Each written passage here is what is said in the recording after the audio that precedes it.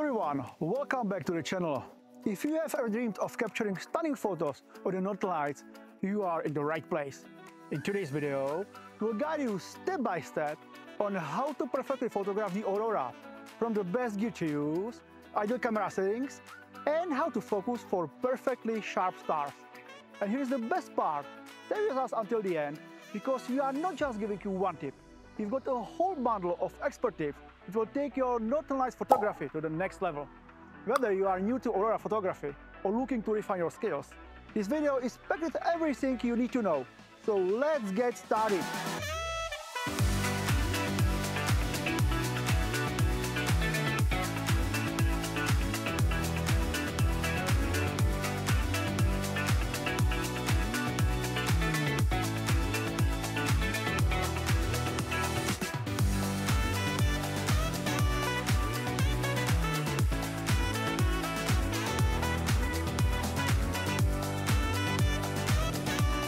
Photographing the Northern Lights is one of the most demanding skills in landscape photography.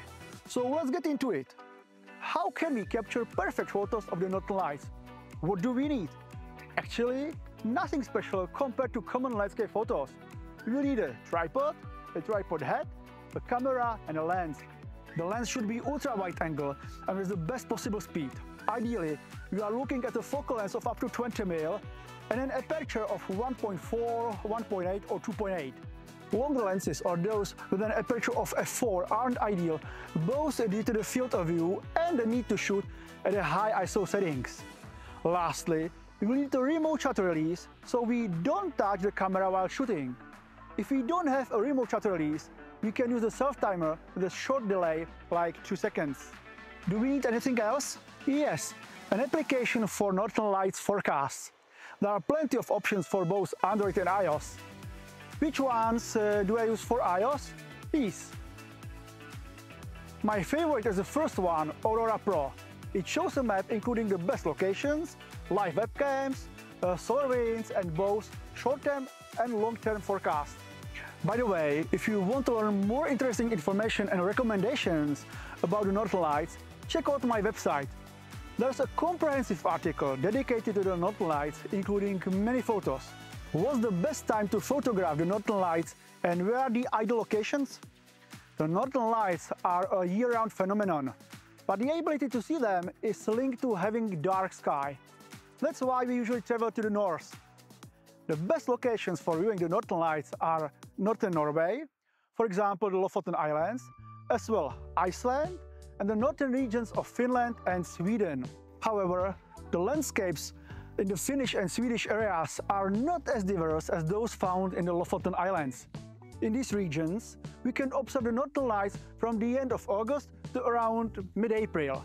After that, the sky becomes too bright until the polar day arrives and the sun no longer sets. Ideally, we should aim to photograph the aurora during moonless nights. If we try to photograph the Northern Lights under a full moon, we'll still see them, but the experience will be less intense and the photos will be far less attractive than those taken during a moonless night. How should we photograph the aurora? We have two main options, capturing it as a single shot or panorama. In this video, we'll focus on single shots, which might seem easier but have some limits. The key is to monitor Northern Lights forecast and be on site shortly after sunset if conditions look good. It allows us to explore the area while it's still light and set up our gear. Ideally, we choose a location that offers stunning views in all directions. In northern regions, the aurora isn't always limited to the north. It can appear everywhere. And of course, we should avoid large cities to reduce the light pollution. Now, step by step. As soon as the first star appears, it's time to focus. The key rule is to focus only on the stars, never on distant lights in the background. I will repeat it. For sharp star images, it's crucial to focus on the stars only. And setting the lens to infinity isn't enough. In fact, many lenses achieve the sharpest focus by setting to infinity and then slightly adjusting the focus ring back. So switch to manual focus, find a bright star in the sky and place it in the center of the frame. Turn on live view and zoom in as much as possible or use the viewfinder in the same way. Now, rotate the focus ring back and forth around infinity until the star becomes the smallest, sharpest point. But what if we can't see any stars on the display? Check the aperture. If we are set to an aperture for daytime shooting, such as f11, we will not see any stars. Open the aperture to f2.8 or 1.4. Okay, now we are focused. What are the exposure settings? Keep the aperture wide open, ideally f2.8. At f1.4, the depth of field would be too shallow. It's not ideal even at f2.8, but we will discuss it later. Shutter speed. There is no ideal shutter speed for photographing the northern lights. Sometimes the aurora is relatively weak, hanging in the sky like a green whale, motionless for minutes or even hours. In this case, set the longest possible shutter speed to capture as much of the aurora as possible, along with the stars in the background. Due to the Earth's rotation, we are limited. With wide-angle lenses, I recommend around 10 seconds, and with ultra-wide-angle lenses, we can afford 2 or 3 more seconds. If we go beyond that, the stars will no longer appear as points, but as small trails, star trails. Always take a reference shot. It will serve both as a check for focus precision and to verify the exposure time. If you are lucky, the northern lights will move quickly across the sky, which we often describe as the aurora dancing. For such intense auroras, the goal is to capture their movement, to freeze it and see the shapes the aurora creates. In such cases, the exposure time will be just a few seconds, or sometimes even less, down to half a second. So we need to adjust the exposure time quickly, depending on the aurora's activity at the time. It means we will end up with a lot of failed shots. ISO. The need for short exposure times means we'll have to raise the ISO.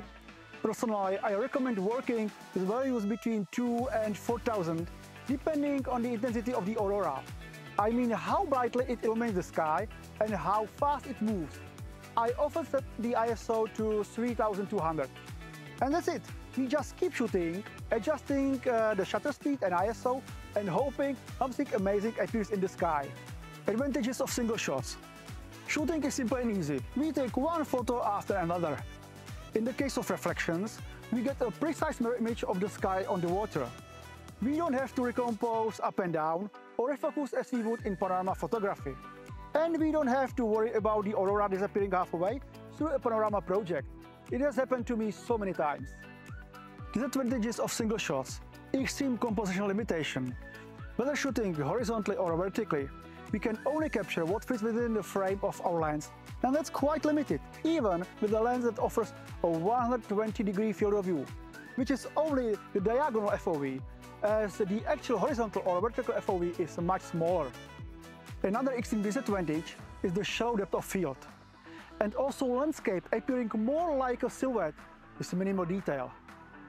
Both of these disadvantages are, in my opinion, significant. And now for the promised tip section. First, turn off vibration reduction or similar systems on the lens or even in the camera. As we mentioned in previous videos, when the camera is on a tripod, these systems don't help. Another tip, turn off noise reduction for long exposures and high ISO. We already have excellent noise reduction tools in Photoshop, and in-camera noise reductions just slow the shooting down. And one more tip, set the white balance to a fixed value. It doesn't really matter what, just don't leave it on auto, or each photo will have a different white balance. Now, the most important tip for getting much better technical quality in single shots northern lights photography. Take one photo of the aurora with the exposure settings we have discussed.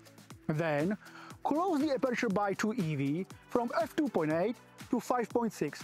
It will significantly increase the depth of field.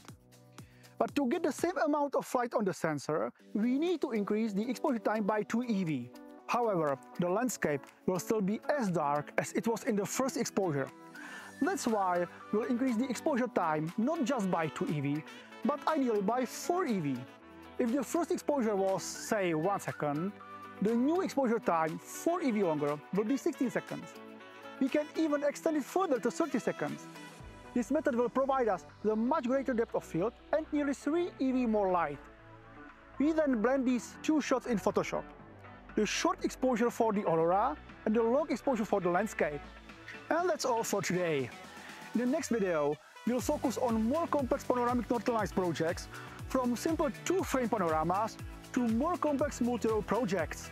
In the meantime, if you found this video helpful, Don't forget to hit the like button and subscribe to the channel for more photography tips and tutorials. Let us know in the comments if you have ever had the chance to photograph the Northern Lights or if you are planning to. And if you have any specific questions or topics you would like us to cover in future videos, feel free to share them below. See you next time and happy shooting!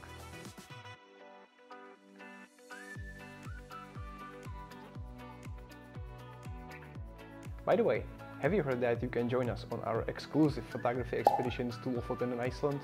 If you want to know more, check the link below.